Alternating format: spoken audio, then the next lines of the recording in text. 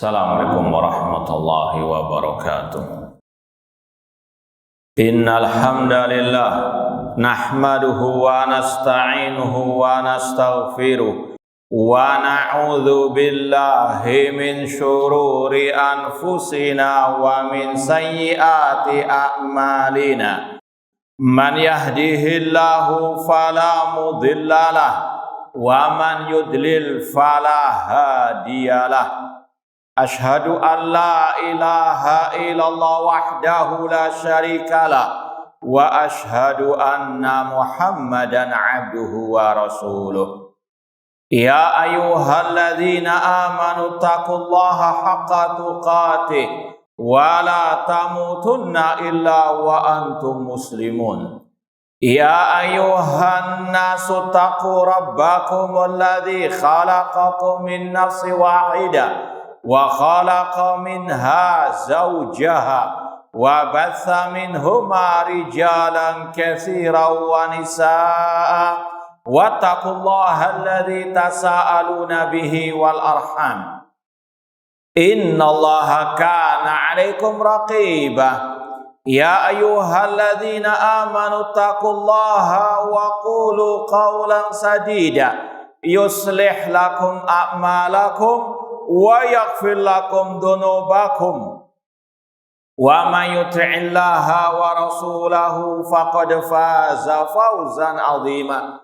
Amma ba'd, fa inna asdaqal hadits kitabullah wa khairal hadi hadi Muhammadin sallallahu alaihi wasallam wa syarrul umuri muhdatsatuha wa kullu muhdatsatin bid'ah wa kulla bid'atin dhalalah wa kulla dhalalatin finnar. Ma'asal muslimin, ikhwani fillah wa akhwati, bapak-bapak, ibu-ibu, saudara-saudari rahimani wa rahimakumullah. Alhamdulillah, segala puji bagi Allah Subhanahu wa taala yang mempertemukan kita dalam majelis yang mulia ini di dalam salah satu rumah Allah, di dalam salah satu taman surga Allah yang ada di dunia ini. Semoga Allah Subhanahu wa taala mengumpulkan kita di taman surganya di akhirat kelak.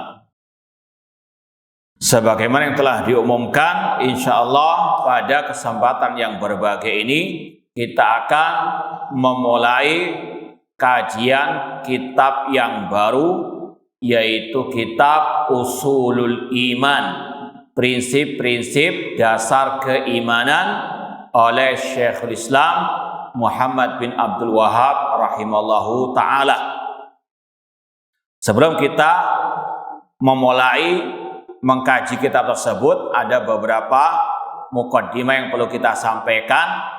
Yang pertama, alhamdulillah kita terutama di Surabaya ini sudah beberapa kali mengkaji kitab-kitab karya beliau sejak 20 tahun yang lalu.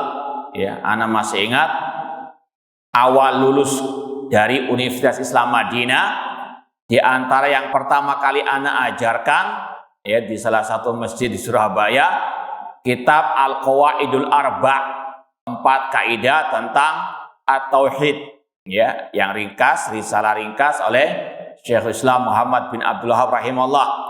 Kemudian juga kita alhamdulillah sudah pernah mengkaji kitab Al-Usul Ats-Tsalatsah atau Tsalatsatul Usul, 3 prinsip agama. Kemudian kitab Kasyfus Syubuhat, menyingkap syubhat, kerancuan tentang tauhid dan syirik. Kemudian yang keempat, kitab At-Tauhid, pernah kita kaji juga bersama syarahnya Qurratu Uyunil Muwahhidin, syarah kitab Tauhid oleh Syekh Abdurrahman bin Hasan Al-Syekh. Demikian pula kitab yang sudah kita kaji di masjid ini juga Al-Usulus Sittah, dan juga yang terakhir kemarin Fadlu Al-Islam. Demikian pula sebetulnya kitab atau risalah Nawaqidul Islam Al-Ashrah, 10 pembatal keislaman.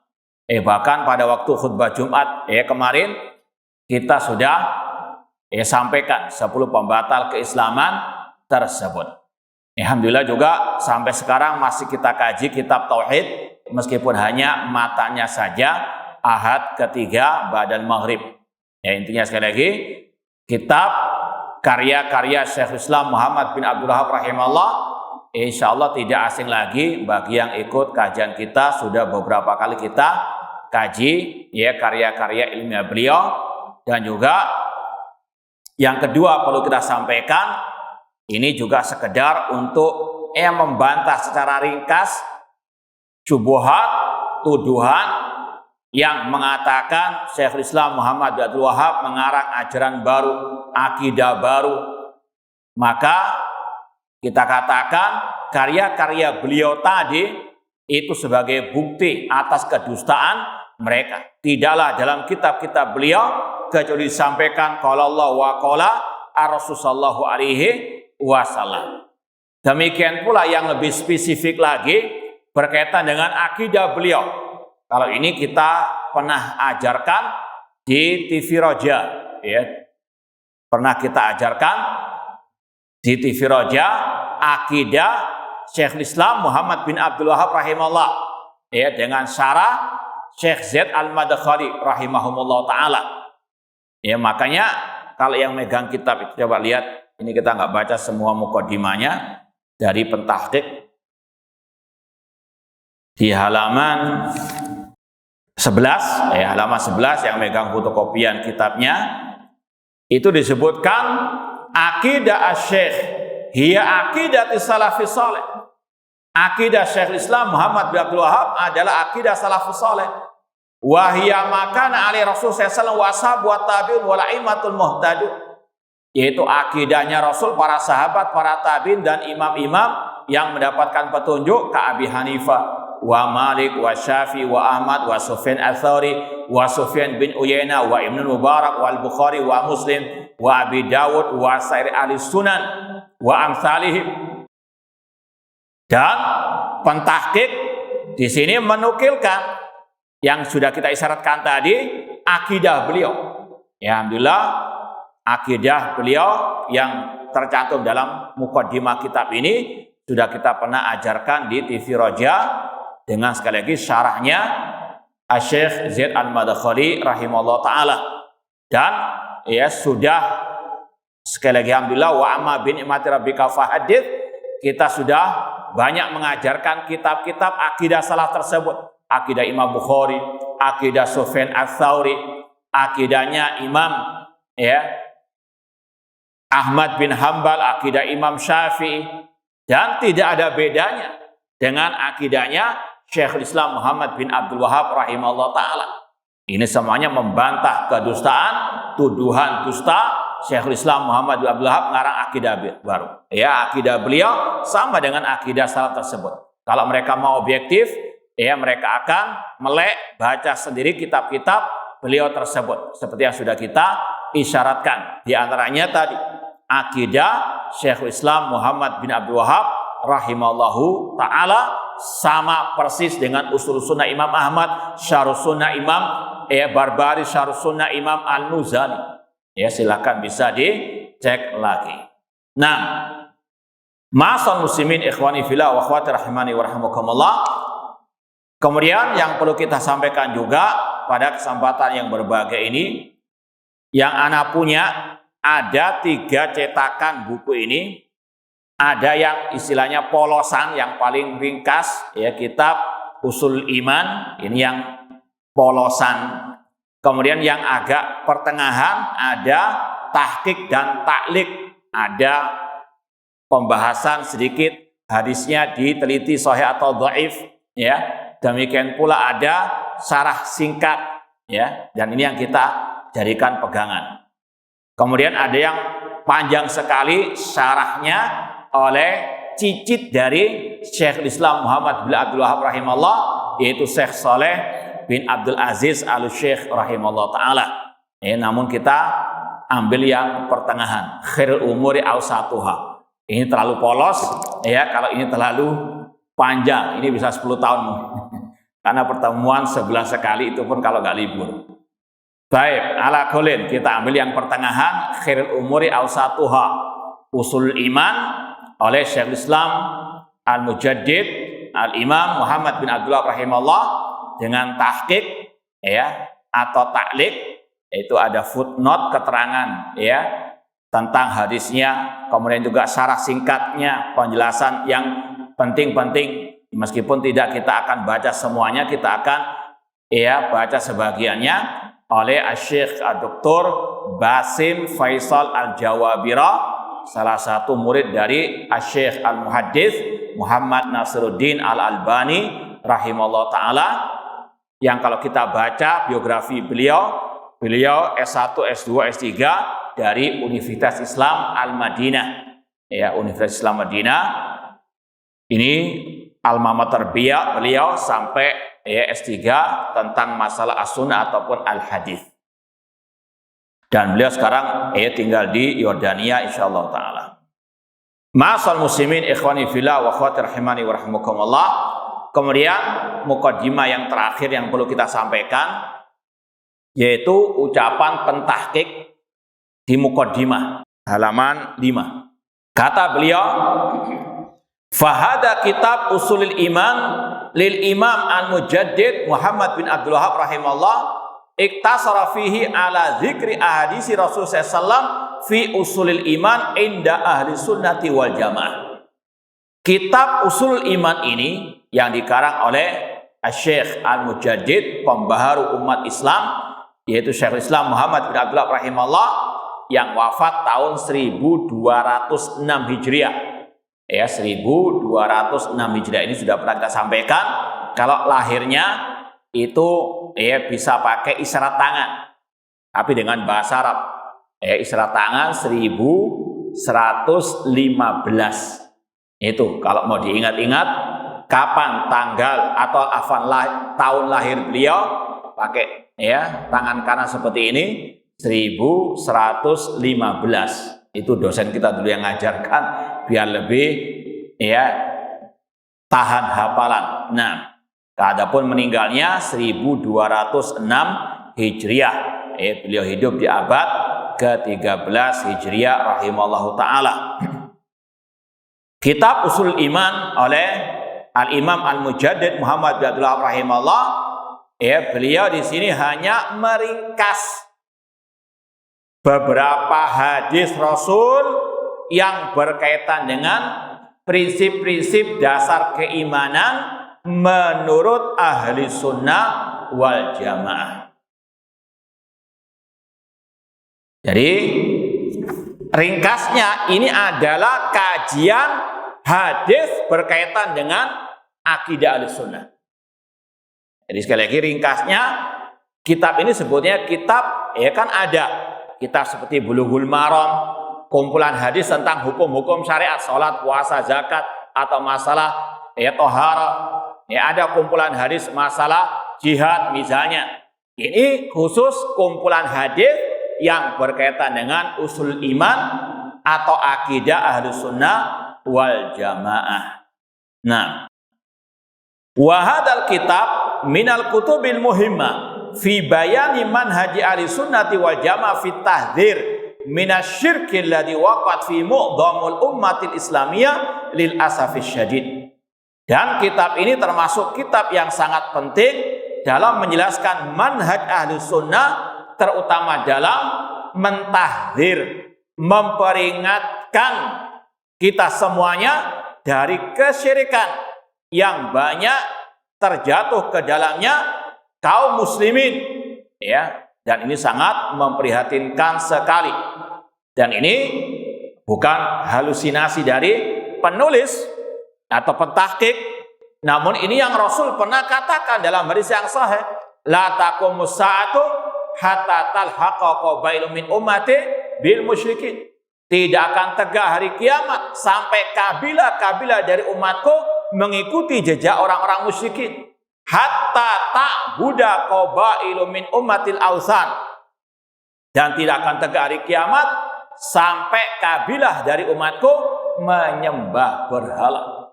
Rasul sudah mentahdzir bahwasanya hati-hati di akhir zaman umat Islam ada yang jatuh ke dalam kesyirikan, ya. Dan ini juga sekaligus membantah orang-orang yang mengatakan tidak mungkin umat Islam berbuat syirik. Naudzubillah min dzalik. ya, atau mengatakan tidak mungkin ya di zaman modern ini ada kesyirikan. Naudzubillah min dzalik. Ini orang yang ya kalau istilah kita buta mata dan ya mata kepala dan mata hatinya. Ya, fakta di lapangan masih banyak penyembahan kepada selain Allah, penyembahan kepada kuburan keramat, kepada pohon keramat, bahkan kepada kerbau keramat dan seterusnya yang mereka keramatkan. Demikian pula secara nas Rasul mengatakan kesyirikan masih bergentayangan di tengah-tengah umat Islam. Maka ini salah satu kitab yang mengingatkan, memperingatkan kita jangan sampai jatuh ke dalam kesyirikan tersebut. Wa fihi mabahith katsira li bayani hadan nahjil azim alladzi ghafala anhu bal jahilahu al-katsir minan nas. Di dalam kitab ini banyak pembahasan-pembahasan yang menjelaskan tentang metode ahlu sunnah dalam mengingatkan, memperingatkan dari bahaya syirik yang banyak dari kaum muslimin lalai, lengah, bahkan jahil tentangnya. Bukan hanya orang awam saja yang nggak paham tentang masalah seperti ini. Bahkan kata Syekh di sini juga, hatta du'ati ilallah subhanahu wa ta'ala. Sampai para dai-dai, ustadz-ustadz, ataupun yang mungkin sudah punya gelar profesor, doktor misalnya. Banyak dari mereka yang tidak paham tentang masalah ini, atau bahkan juga jatuh ke dalam kesyirikan tersebut tanpa mereka menyadarinya. Alladzi la hamma lahum illal ishtighal bisiyasati wasiyasin wasabi wal qadhf. Yang mana kebanyakan dari para dai-dai tersebut tidak ada perhatian terhadap dakwah tauhid, melarang dari kesyirikan, bahkan mereka juga jahil apa itu tauhid, apa itu syirik, ya. Bahkan mereka juga ngebosi dakwah tauhid. Mereka juga menyuruh orang bungkam jangan berbicara masalah syirik. Di antaranya kenapa? Karena mereka sibuk dengan politik, ya. Ini sekali lagi bedanya dakwah salafiyah dengan dakwah harokiyah atau yang tadi, ya, sibuk dengan politik, ya, pro kontra masalah politik, ta'assub, ya, fanatik, golongan, ya, masalah politik, naudzubillah min dzalik. Fatarakul al-ishtighal bil aham, dan mereka pun meninggalkan pembahasan yang paling penting dalam urusan agama, yaitu apa? Ma'rifatullah wa tauhiduhu, ya, pembahasan masalah mengenal Allah, masalah tauhidullah. Dan ini yang sudah pernah kita juga sampaikan dari ucapan Imam Al-Lalikai di awal muqaddimah beliau. Beliau mengatakan inna aujaba ma'alal mar'i ma'rifatu usuluddin wa ma kallafallahu bi ibadahu min ma'rifati tauhidihi wa sifati. Kata Imam Al-Lalikai rahimahullah yang bermadzhab Syafi'i yang hidup di abad 5 Hijriah, beliau mengatakan sesungguhnya yang paling wajib atas orang hamba adalah memahami usuluddin, akidah, tauhid. Dan yang Allah wajibkan atas para hamba-hambanya dari mengenal Allah Subhanahu wa ta'ala, mengenal tauhid dan mempelajari sifat-sifat. Ini kata Imam Al-Lalikai Asy-Syafi'i adalah ilmu yang paling wajib untuk dipelajari. Dan diantaranya ayat dibahas dalam kitab ini. Fatarakul istighala bil aham wa huwa ma'rifatullah wa tauhiduh. Banyak dari para dai tersebut sibuk dengan yang, ya, tidak penting atau bahkan yang haram, ya, melupakan yang paling penting dalam urusan agama, yaitu masalah tauhid.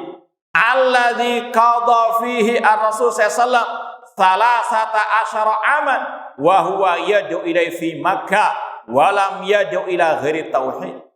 Yang mana Rasul sallallahu 10 tahun pertama dakwanya tentang tauhid.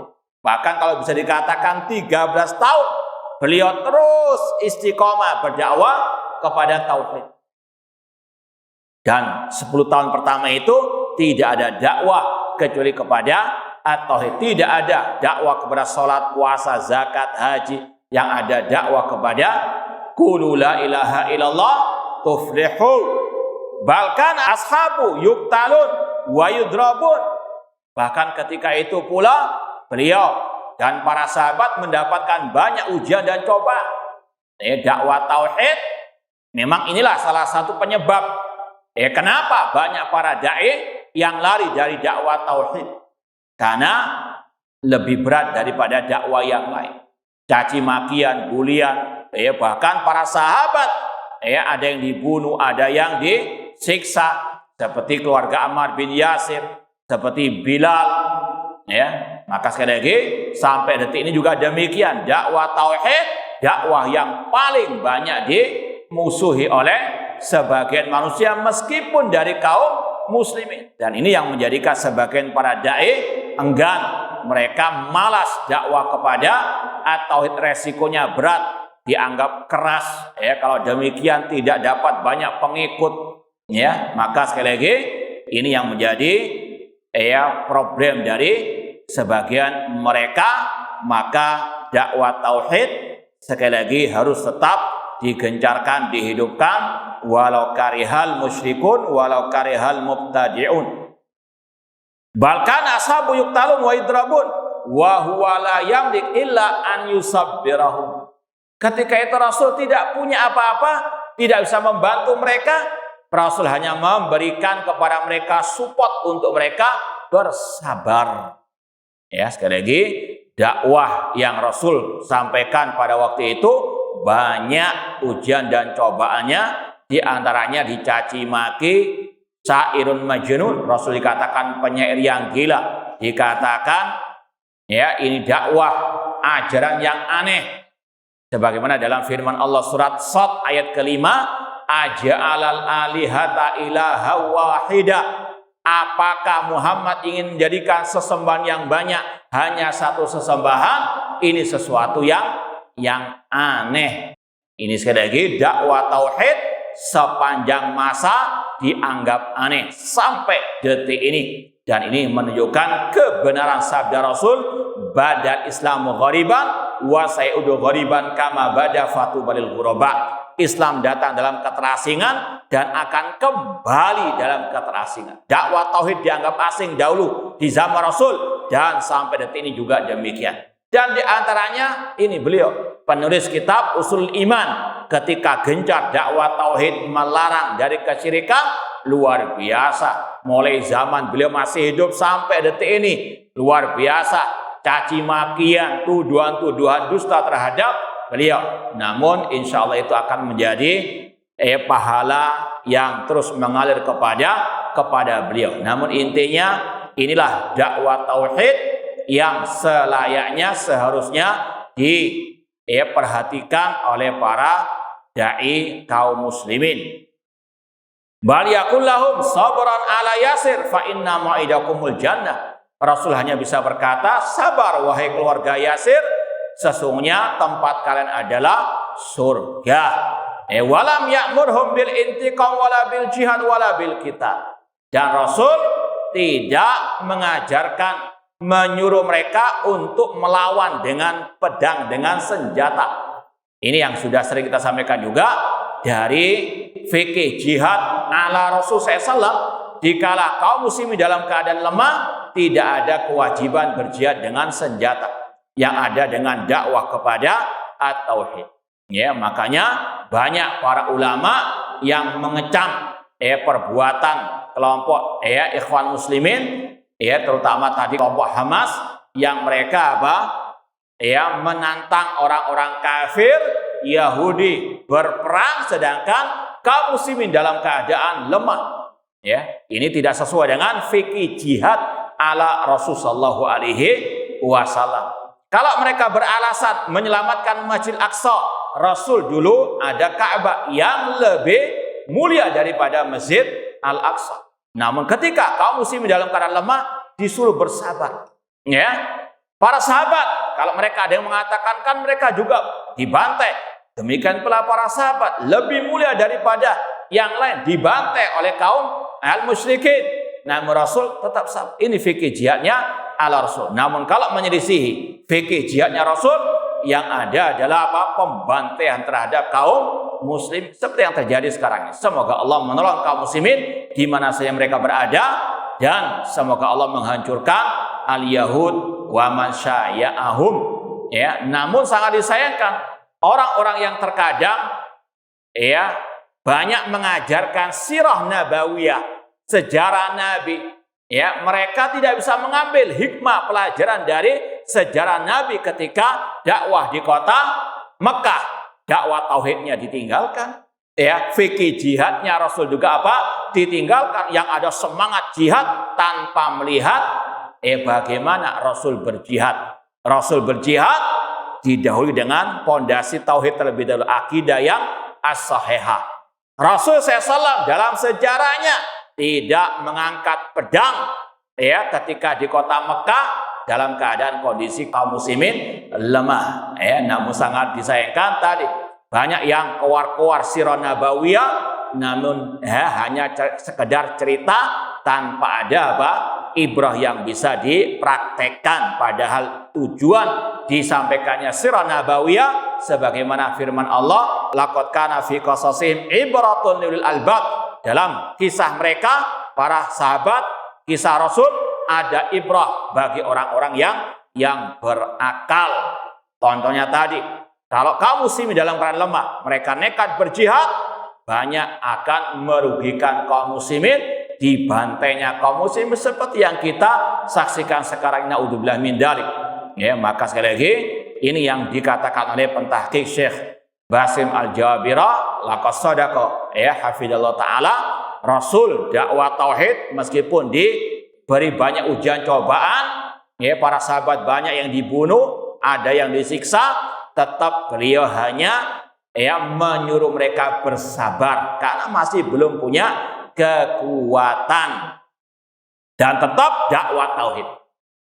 Fayajib ala du'at fi hadal asr al-ihtimam bi ta'limin nas tauhidallah subhanahu wa ta'ala.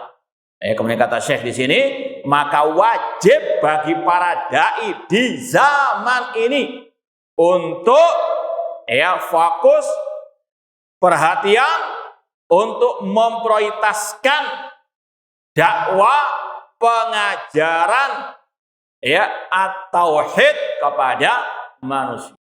Itu tadi tauhid al-ibadah, ifradullahi bil ibadah, mengesahkan Allah dalam ibadah, dengan juga tauhid rububiyah, uluhiyah, asma wa sifat, kama kana alaihi salafus saleh, seperti yang dipraktikkan oleh para salafus saleh. Walan yasluha akhiru hadil ummah illa bima saluha awwaluha. Dan kata Syekh Basim Al-Jabira, tidak akan baik akhir umat ini kecuali dengan apa yang memperbaiki generasi awal umat ini. Beliau menukil dari ucapan Imam Malik rahimallahu ta'ala. Baik, itu muqaddimah pentahqiq yang saya rasa sangat penting untuk betul-betul dipahami. Baik, ma'asal muslimin ikhwani fillah wa akhwati rahimani wa rahimakumullah. Sekarang kita langsung masuk kepada bab pertama, kitab Usulul Iman oleh Syekhul Islam Al-Mujaddid Muhammad bin Abdul Wahab rahimahullah. Babu ma'rifatillahi azza wa jalla wal imani bihi. Bab mengenal Allah azza wa jalla dan beriman kepadanya.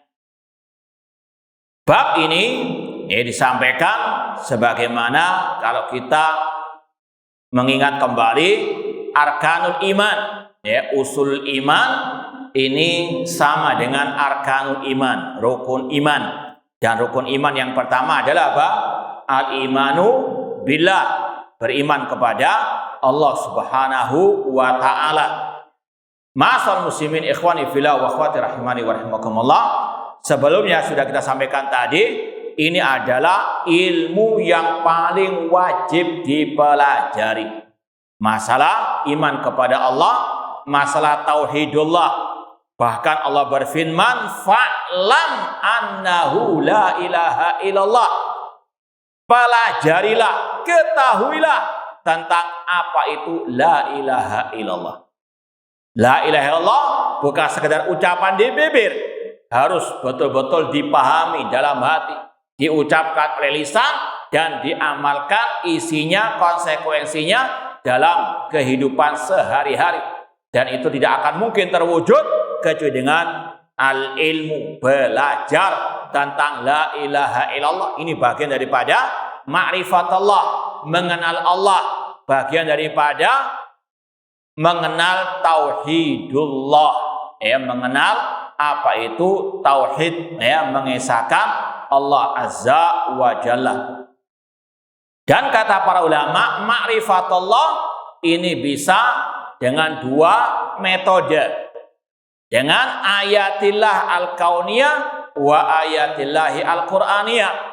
Lewat ayat-ayat, tanda-tanda kekuasaan Allah yang ada di alam semesta. Tafakkur ayatillah. Memikirkan, merenungkan makhluk-makhluk ciptaan Allah. Makanya dalam Al-Quran banyak diserukan kepada manusia untuk merenungkan ayat-ayat Allah di alam semesta ini. Dalam surat yang sering kita dengar ketika hari Jumat, kalau imam salat Jumat membaca surat yang sering Rasul baca, yaitu surat apa? Al-Ghasyiyah. Afala yanzuruna ilal ibili kaifa khuliqat wa ilas samai kaifa rufi'at wa ilal jibali kaifa nusibat wa ilal ardi kaifa sutihat. Alhamdulillah sudah kita pernah kaji di masjid ini, kajian kitab tafsir Juz Ammah, surat Al-Ghasyiyah. Tidakkah mereka memperhatikan bagaimana unta-unta itu diciptakan? Siapa yang menciptakan? Allah Subhanahu wa taala. Dan bagaimana langit ditinggikan? Siapa yang meninggikan? Allah Subhanahu wa taala. Demikian pula tidakkah mereka memperhatikan bagaimana bumi dibentangkan, bagaimana gunung ditegakkan? Siapa yang mengatur itu semuanya? Allah Subhanahu wa taala. Kalau kita sudah sampai kepada kesimpulan tersebut, maka ini menambah iman kita kepada Allah. Semakin kita bersyukur kepada Allah, semakin kita mengesahkan Allah dalam ibadah. Kita tidak beribadah kecuali hanya kepada Allah, karena Allah yang menciptakan alam semesta ini semuanya, Allah yang mengaturnya, Allah yang menguasainya. Maka iyyaka na'budu wa iyyaka nasta'in. Ini merenungkan ayat-ayat Allah yang ada di alam semesta ini. Bahkan juga dalam diri kita, kata Allah, wa fi anfusikum afala tubsirun. Dan di dalam diri kalian, tidakkah kalian memperhatikannya? Dari ujung rambut kita sampai ujung kaki kita, semuanya adalah nikmat, semuanya adalah ciptaan Allah. Maka kewajiban kita bersyukur kepada Allah dengan hanya menyerahkan semua ibadah hanya kepada Allah. Ini diantara cara ma'rifatullah, mengenal Allah. Yaitu yang pertama dengan merenungkan, memperhatikan tanda-tanda kekuasaan Allah yang ada di alam semesta ini. Kemudian yang kedua, dengan mentadaburi ayat-ayat Al-Quran dari awal surat, atau mungkin bahkan kita katakan dari awal ayat Al-Quran sampai akhir ayat Al-Quran, isinya tentang at-tauhid. Mulai kalau kita ikut pendapat ulama yang mengatakan Al-Fatihah dimulai dengan Alhamdulillahirabbil alamin, tentang tauhid. Alhamdulillah, memuji Allah Subhanahu wa taala dengan cinta dan pengagungan. Allah dzul uluhiyah wal ubudiyah alal khalqi jami'an. Allah artinya zat yang diibadahi, disembah oleh seluruh makhluknya. Ini tauhid yang sekali lagi Allah mulai surat Al-Qur'an dengannya. Demikian pula diakhiri dengan surat An-Nas, qul a'udzu birabbin nas, malikin nas, ilahin nas. Tentang apa? Minta perlindungan kepada Allah. Ini adalah apa? ibadah yang hanya kepada Allah semata. Dari awal sampai akhir surat dan ayat Al-Quran berkaitan dengan at-tauhid. Ini ma'rifatullah, mengenal Allah lewat ayat-ayat kauniyah dan Al-Quran. Kemudian Syekhul Islam Muhammad bin Abdul Wahhab rahimahullah membawakan hadis.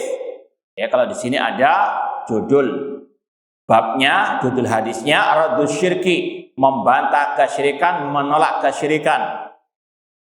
An Abi Hurairah radhiyallahu anhu, qala Rasulullah sallallahu alaihi wasallam. Dari Abi Hurairah radhiyallahu anhu, beliau berkata, Rasul SAW bersabda, qala Allah Ta'ala, Allah berfirman, itu dalam hadits qudsi, ana aghna syuraka ani syirki, aku tidak butuh sekutu. Man amila amalan asyraka fihi ma'i ghairi taraktu wa syirka.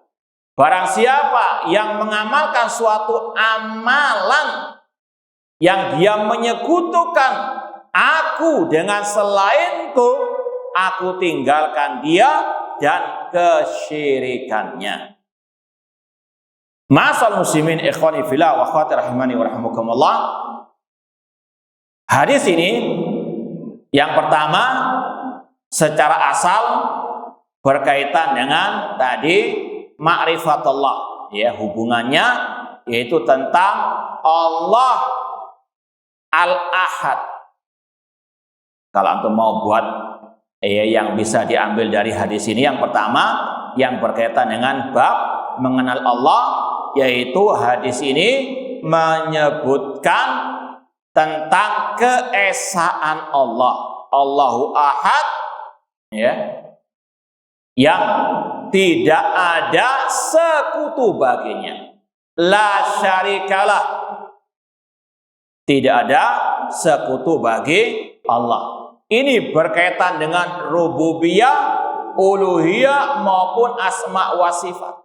Allah Al-Ahad, Allah Maha Esa, tidak ada sekutu bagi Allah, baik dalam rububiyah, uluhiyah dan asma wa sifat. Allah satu-satunya yang menciptakan langit dan bumi, yang mengatur alam semesta, yang memiliki alam semesta, la syarikalah, tidak ada sekutu bagi Allah dalam apa? Ar-rububiyah. Demikian pula dalam uluhiyah, hanya Allah yang berhak untuk diibadahi, la syarikalah, tidak ada sekutu bagi Allah. Demikian pula dalam asma wa sifat, Allah memiliki nama-nama yang al-husna, yang paling baik, memiliki sifat-sifat yang paling mulia, yang tidak serupa dengan sesuatu apapun. Laisa kamitslihi syai'un wa huwas samiul basir. Ini yang tersirat dari hadis ini yang menunjukkan Allah Maha Esa, Allah tidak butuh sekutu. Maka di dalam hadis ini sekali lagi ada penetapan Allah Maha Esa, sebagaimana Allah katakan dalam surat Al-Ikhlas, qul huwallahu ahad. Demikian pula dalam hadis ini ada penafian sekutu dari Allah Subhanahu wa taala. Allah menafikan sekutu darinya dalam tadi rububiyahnya, uluhiyahnya dan asma wa sifat. Ma'asal muslimin ikhwani fillah wa akhwati rahimani wa rahimakumullah. Kemudian kalau mau diambil lagi pelajaran dari hadis ini, bahwasanya asyirku, kesyirikan, ini yang membatalkan amal perbuatan. Man amila amalan asyraka fi ma'i ghairi taraktu wa syirka. Kesyirikan membatalkan amal perbuatan. Meskipun di sini ada perincian kata para ulama, kalau syirik itu syirik besar, maka membatalkan semua amal ibadah. Orang itu berdoa kepada selain Allah, wahai wali fulan, sembuhkan penyakitku.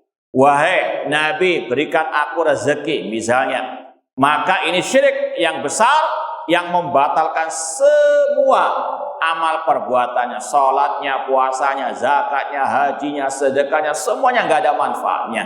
Sebagaimana firman Allah, walau asyraku lahabita anhum ma kanu ya'malun. Seandainya mereka berbuat syirik, gugur semua amal ibadah mereka. Ini kata Allah, taraktu wa syirka, aku tinggalkan dia dan kesyirikannya. Namun kata para ulama, kalau syiriknya syirik kecil, itu hanya membatalkan amalan yang ada syirik kecilnya. Tidak semua dibatalkan, tidak digugurkan semuanya. Contoh, orang itu dia baca Al-Quran, ya, mulai a'udzubillahi minasyaitonirrajim, hatinya sudah apa? Ingin dipuji oleh orang yang mendengarkan bacaan Al-Qur'annya. Maka amalan bacaan Quran ini saja yang ditolak oleh Allah. Taraktuhu wa syirka, aku tinggalkan dia dan juga apa? Kesyirikannya.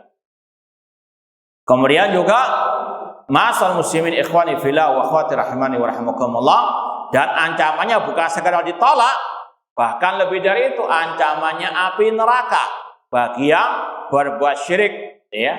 Meskipun tadi bedanya, kalau syirik yang kecil ini tidak sampai kekal dalam api neraka.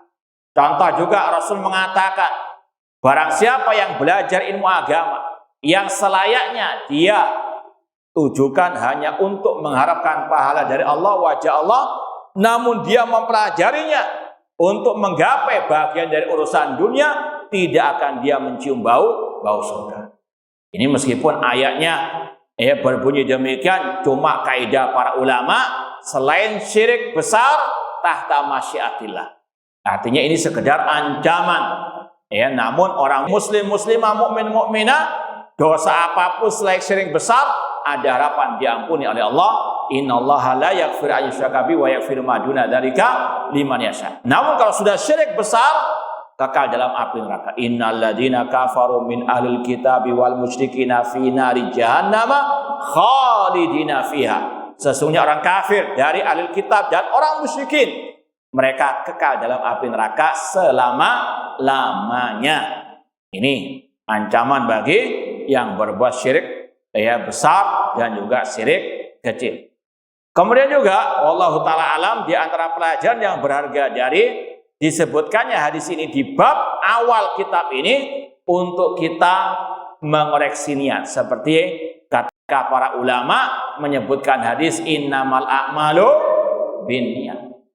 Ketika kita mulai sekarang ini mengkaji kitab usul iman, disampaikannya hadis ini untuk kita mengoreksi niat. Untuk apa kita datang ke majelis ini? Untuk apa kita mengkaji ilmu ini? Apakah untuk Allah saja, mengharapkan wajah Allah, mengharapkan pahala dari Allah, mengharapkan surga Allah, ataukah ada niat yang lain? Naudzubillahi min dzalik. Ini sekali lagi mirip dengan hadis innamal a'malu binniyat wa innamal likulli imri'in ma nawa. Sesungguhnya amal tergantung kepada niat dan setiap orang mendapatkan pahala sesuai dengan niatnya. Maka sekali lagi jangan sampai ada kesyirikan dalam niat kita, terutama dalam belajar ataupun datang ke majelis ilmu seperti ini atau mengkaji kitab seperti ini. Kata Allah, ana aghna syuraka ani syirki, aku tidak butuh sekutu. Barang siapa yang berbuat kesyirikan dalam ibadahnya, menyekutukan aku dengan selainku, aku tinggalkan dia dan kesyirikannya. Ma'asal muslimin ikhwani fillah wa akhwati rahimani wa rahimakumullah. Hadis ini riwayat Imam Muslim.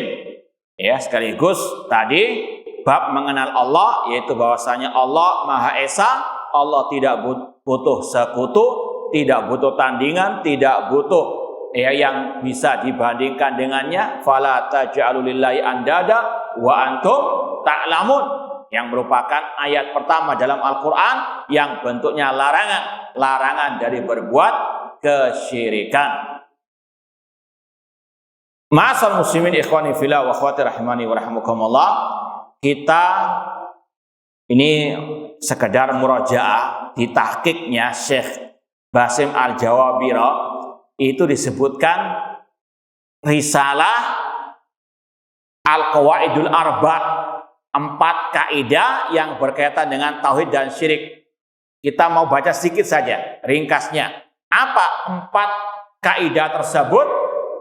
Yang pertama, anta'lama annal kuffar alladzina qatalahum Rasul sallallahu muqirruna bi anna Allah ta'ala huwal khaliq al-mudabbir wa anna dzalika lam yudkhilun fi Islam. Bahwasanya orang-orang kafir yang diperangi oleh Rasul, yaitu orang musyrikin jahiliyah, mereka mengikrarkan Allah yang menciptakan, Allah yang mengatur alam semesta, namun itu tidak memasukkan mereka ke dalam al-Islam. Ini sudah sering kita sampaikan, Abu Jahal CS mengimani rububiyah Allah. Allah sang pencipta yang mengatur alam semesta. Dalilnya mana?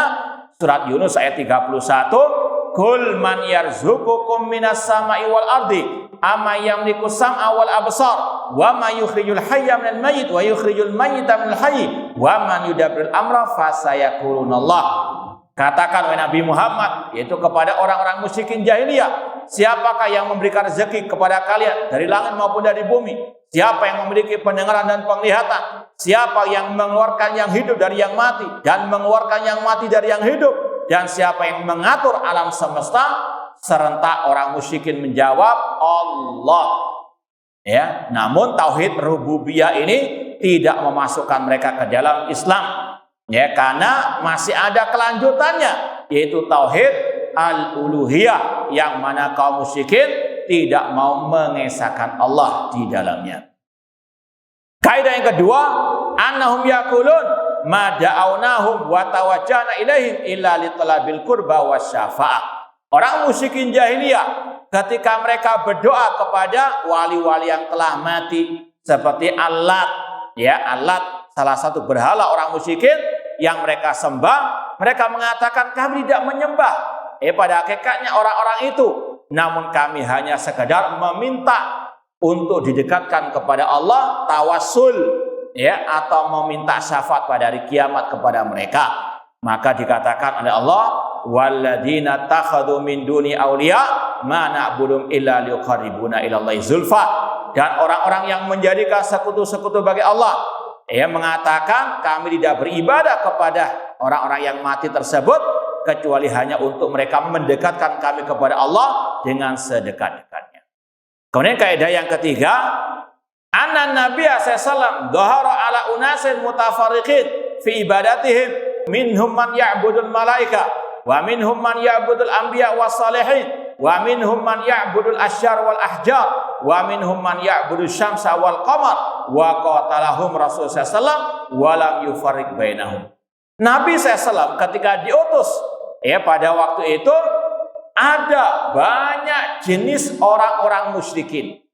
Ada yang menyembah malaikat, ada yang menyembah para nabi, para wali, ada yang menyembah pepohonan, bebatuan, ada yang menyembah bintang-bintang, ya, matahari dan bulan, dan mereka semuanya diperangi oleh Rasulullah SAW. Ini faedahnya, bahwasanya nggak ada bedanya menyembah nabi, menyembah wali dengan menyembah batu. Sama saja, mereka selain Allah tidak boleh disembah.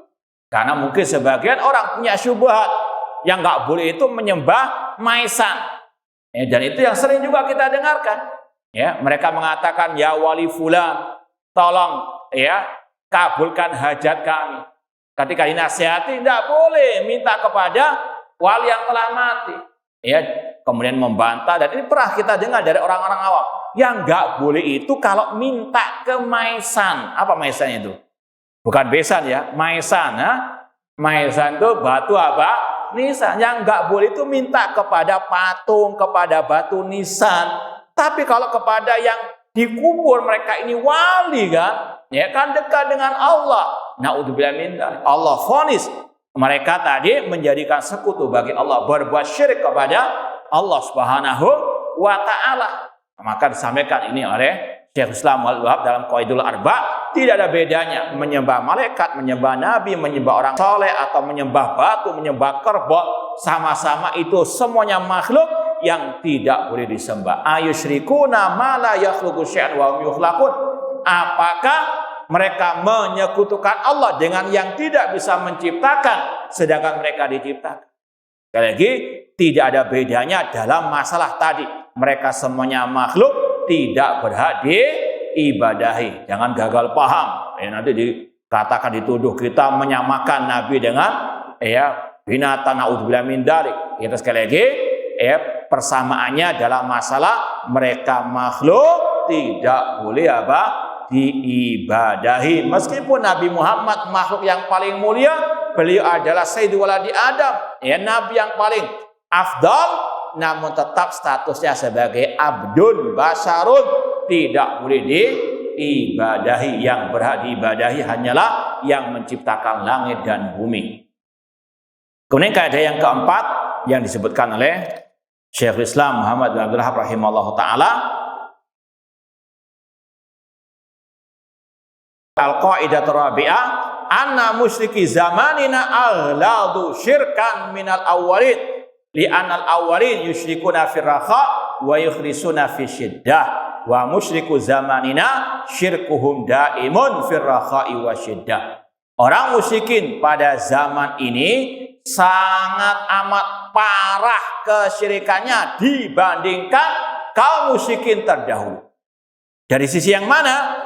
Karena orang-orang musyrikin terdahulu, mereka dalam keadaan susah bertauhid. Dalam keadaan susah, mereka berdoa kepada Allah. Namun kalau diselamatkan, baru mereka berbuat kesyirikan. Namun orang-orang kita sekarang syiriknya dalam keadaan susah maupun senang. Allah berfirman tentang keadaan kaum musyrikin jahiliyah, فَإِذَا رَكِبُوا فِي الْفُلْكِ دَعَوُا اللَّهَ مُخْلِصِينَ لَهُ الدِّينَ فَلَمَّا نَجَّاهُمْ إِلَى الْبَرِّ إِذَا هُمْ يُشْرِكُونَ. Apabila orang musyrikin berlayar di lautan, tertimba bencana, musibah, badai dan sebagainya, da'awu Allah mukhlishina lahu. Mereka berdoa kepada Allah dengan ikhlas.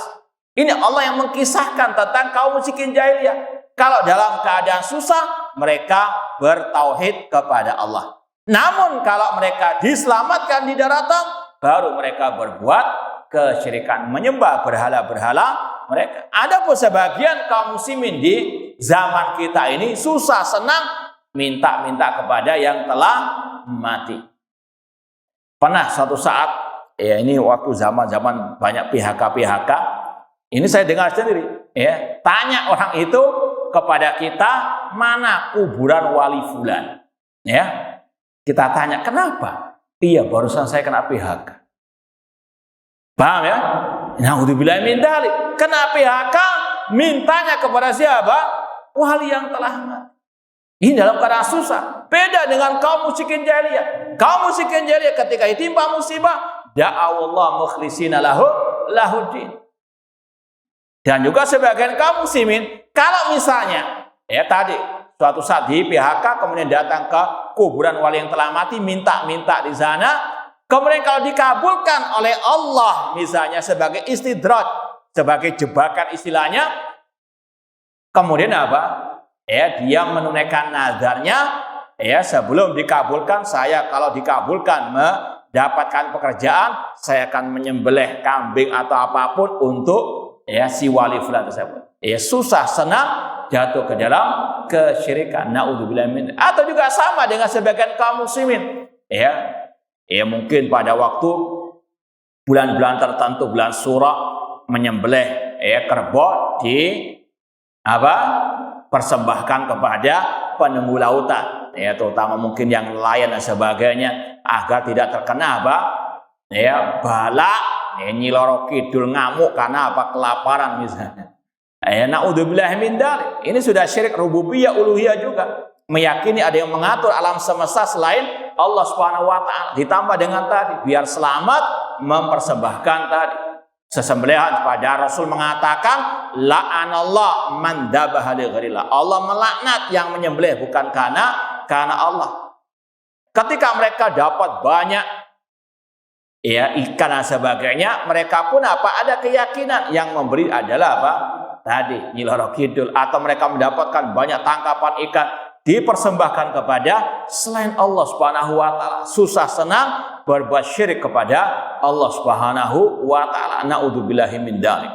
Ini yang diingatkan oleh Syekhul Islam Muhammad bin Abdul Wahhab rahimahullah dalam tadi Al-Qawaidul Arba', 4 kaidah tentang tauhid dan syirik. Dan ini sekali lagi sudah pernah kita ajarkan 20 tahun yang lalu, pas 2004 yang lalu. Nah, taib, ini sekedar murojaah saja.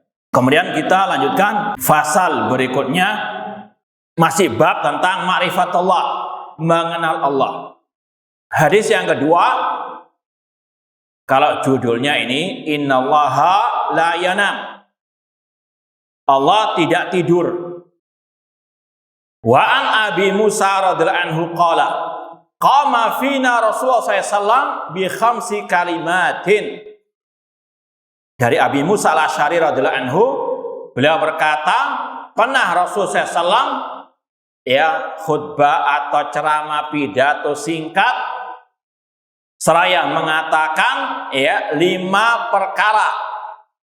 Faqala, beliau bersabda, innallaha ta'ala la yanam wa la yanbaghi lahu an yanam. Allah tidak tidur dan tidak selayaknya dia tidur. Yakhfidul qista wa yarfa'uhu, dia yang menurunkan timbangan dan yang mengangkatnya. Yurfa ilaihi amalul lail qabla amalin nahar, diangkat kepadanya perbuatan manusia di malam hari sebelum datangnya amal di siang hari. Wa amalun nahar qabla amalil lail, dan diangkat amalan siang hari sebelum amalan di malam hari. Ini yang ketiga. Kemudian hijabuhu an-nur, hijabnya Allah adalah cahaya. Lau kasyafahu la ahraqat subuhatu wajhihi mantaha ilaihi basaruhu min khalqihi. Seandainya Allah menyingkapkan hijabnya, maka cahaya wajahnya akan membakar semua yang dilihat olehnya dari makhluknya. Hadis riwayat Muslim. Ma'asal muslimin ikhwani fillah wa akhwati rahimani wa rahmakumullah. Hadis ini berkaitan terutama yang tentang tauhid asma wa sifat. Demikian pula hadis yang setelahnya. Di sini ada beberapa poin yang Rasul katakan tadi. Di antaranya ini berkaitan dengan masalah mengenal Allah. Mengenal Allah di antaranya lewat nama-nama dan sifat-sifatnya. Di sini lebih ke arah sifat-sifat Allah. Mengenal Allah lewat sifat-sifatnya. Seperti yang dikatakan oleh Imam Lalikai tadi, wa ma'rifatu sifatihi, yang paling wajib dipelajari mengenal sifat Allah. Di antaranya dalam hadis ini. Allah la yanam wa la yanbaghi lahu an yanam. Allah tidak tidur dan tidak selayaknya untuk tidur. Ini kalau ayatnya antum insyaallah hafal, yaitu apa? La ta'khudhu sinatun wa la naum. Dalam ayat kursi, Allah tidak ngantuk dan tidak pula tidur. Ini ada kaidah dari para ulama, sifat yang Allah nafikan dari dirinya, sifat yang Allah tiadakan dari dirinya, kewajiban kita ada dua. Menafikan yang Allah nafikan, yang Allah tiadakan dari dirinya, kita katakan Allah tidak punya sifat tidur. Namun tidak cukup, harus melanjutkan yang kedua, menetapkan kesempurnaan lawan dari sifat yang dinafikan tersebut. Makanya dalam ayat kursi Allah mengatakan Allahu la ilaha illa huwal hayyul qayyum la ta'khudhu sinatu wa la naum.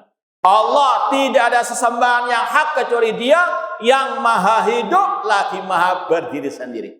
Kemudian kata Allah, Dia tidak ditimpa ngantuk maupun tidur. Kata para ulama, dinafikan sifat ngantuk dan tidur untuk menetapkan kesempurnaan kehidupan Allah. Allah maha sempurna hidupnya, tidak ada kekurangan. Karena ngantuk itu sifat kekurangan. Kenapa? Karena ngantuk itu biasanya karena apa? Kelelahan. Sedangkan Allah wa ma masana lu, hidupnya Allah sempurna. Di antaranya apa? Tidak ngantuk, tidak apa? Tidur. Demikian pula Allah Al-Qayyum. Allah Maha berdiri sendiri, nggak butuh dengan selainnya, nggak butuh dengan apa? Ngantuk dan tidur. Beda dengan manusia. Paham ya?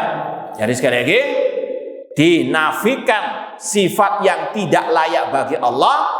Ini kewajiban kita menafikan yang Allah nafikan, dan yang kedua menetapkan lawan dari sifat yang dinafikan tersebut. Dan contohnya banyak. Dalam Al-Quran Allah mengatakan tadi, wa ma masana min lughub, kami tidak ditimpa kelelahan, karena Allah Al-Qawi, Maha kuat. Allah menafikan dari dirinya kezaliman.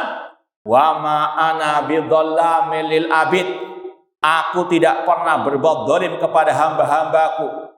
Allah mengatakan wa ma kana Allah liyadzlimahum, Allah tidak berbuat zalim kepada mereka.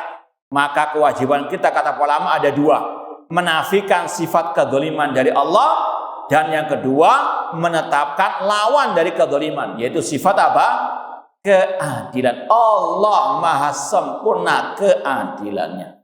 Ini bab mengenal Allah lewat nama-nama dan sifat-sifatnya. Sifat yang Allah nafikan, kita nafikan, plus kita tetapkan lawannya. Kemudian Rasulullah SAW bersabda, yakhfidul qista wa yarfa'uhu. Allah yang menurunkan timbangan dan yang mengangkatnya. Kalau dalam footnote ini dikatakan oleh Imam Al-Baghawi, yakhfidul qista wa yarfa'uhu kila arada bihi al-mizan. Yang diangkat dan yang diturunkan adalah timbangan pada hari kiamat, al-iman bil mizan. Dan ini berkaitan dengan kelanjutan ya sabda Rasul berikutnya. Kenapa Allah menurunkan dan mengangkat timbangan pada hari kiamat? Ini berkaitan dengan yurfa'u ilaihi amalul lail qabla amrin nahar. Diangkat kepada Allah perbuatan ya malam sebelum datangnya ya siang. Ini dalam hadis disebutkan bahwasanya amal perbuatan manusia itu akan dibawa, dilaporkan oleh para malaikat pada waktu al-asr ya, mulai dari pagi istilahnya atau ya sebelumnya sampai sebelum waktu asar, itu akan dilaporkan kepada Allah di waktu al-asr ya, yurfa ilai amalul lail qabla amalin nahar. Demikian pula sebaliknya ketika sholat subuh disampaikan kepada Allah ya amalan perbuatan manusia, dan itulah yang menjadi pemberat timbangan ataukah tidak amal perbuatan manusia tersebut. Ya, sekali lagi, manusia semua amalannya dicatat oleh para malaikat dan disampaikan kepada Allah. Dan ini bukan berarti Allah tidak tahu amal perbuatan manusia. La takhfa li khafiyah, tidak tersembunyi bagi Allah sesuatu apapun. Allah bikulli syai'in alim, Allah Maha mengetahui segala sesuatu. Namun adanya malaikat yang mencatat, yang menyampaikan, melaporkannya kepada Allah, ini kata para ulama agar mereka para malaikat sebagai saksi ya atas perbuatan manusia, bahwasanya Allah Maha adil. Ketika Allah membalas perbuatan jelek manusia, manusia tersebut sekali lagi perbuatannya disaksikan oleh para malaikat. Ya, demikian pula adanya timbangan pada hari kiamat. Seandainya nggak ada timbangan, Allah Maha tahu berapa kebaikan perbuatan manusia, berapa kejelekannya, Allah Maha tahu. Namun adanya timbangan, sekali lagi kata ulama, untuk menegakkan keadilan Allah. Bukan Allah butuh kepada timbangan, bukan berarti Allah butuh kepada para malaikat. Allah Al-Ghani, Allah Maha Kaya. Ya, namun sekali lagi ada hikmah diutusnya malaikat untuk mencatat perbuatan manusia, ada hikmah ditegakkannya timbangan pada hari kiamat. Kemudian dari hadis ini kalau mau ditambahkan pelajaran yang bisa dipetik dari hadis ini, terdapat penetapan sifat al-ulu bagi Allah. Allah tinggi di atas langit. Ya, Allah tidak di mana-mana, Allah tidak dalam hati orang-orang yang saleh atau wali-walinya. Allah tidak nempel-dempet bersama manusia, namun Allah zatnya ada di atas langit.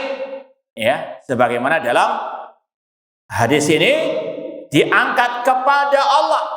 Namanya diangkat dari mana ke mana? Dari bawah ke atas. Jadi Allah ada di atas, yaitu atas ya al-arsy, di atas langit. Dan dalilnya kata para ulama lebih dari 1000, bahkan lebih dari itu semuanya. Aamintum man fis sama inni mutafika wa rafi'uka ilayya. Aku mengangkat engkau ke atas langit. Namanya mengangkat dari bawah ke atas, Allah fis sama.